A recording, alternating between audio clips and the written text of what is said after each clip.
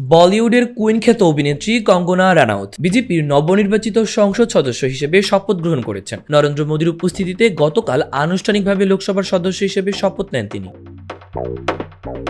শপথ গ্রহণ অনুষ্ঠানে কঙ্গনা বেছে নিয়েছেন সাদা শাড়ি, সঙ্গে একই রঙের ব্লাউজ, কানে ও গলায় সাদা পাথরের সেট। ভারী রঙের উজ্জ্বল পোশাক এড়িয়ে সাধারণ সাজে বেশ আলো ছড়িয়েছেন তিনি। এদিনও বিরোধীদের এক হাত নিয়ে কঙ্গনা বলেন, শুধু চিৎকার করলে হবে না, দায়িত্বশীল সমালোচনা করতে হবে। শুধু চেঁচামেচি করলে আপনাদের কথা কেউ শুনবে না।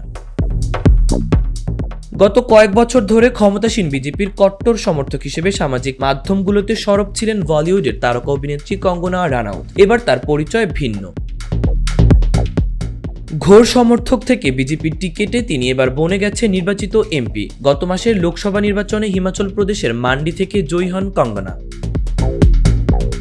ভারতের বলিউড অভিনেত্রীদের সংসদীয় রাজনীতিতে আসার ঘটনা নতুন নয়, তবে কঙ্গনা এই সময়ের সবচেয়ে আলোচিত নাম। কৃষক আন্দোলন, নাগরিকত্ব সংশোধন আইন থেকে শুরু করে বিতর্কিত সব বিষয়ে বিজেপির প্রতি জোরালো সমর্থন জানিয়ে আসছেন তিনি। স্বাভাবিকভাবেই কঙ্গনার রাজনীতির অভিষেকে চোখ থাকবে সবার। এবার শপথ অনুষ্ঠানেও নজর কাড়লেন এই অভিনেত্রী।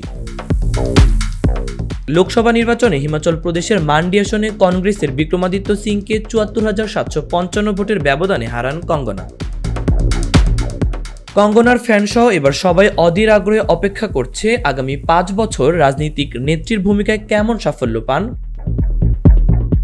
মাহবুবুর রহমান ইমন, খবর সংযোগ।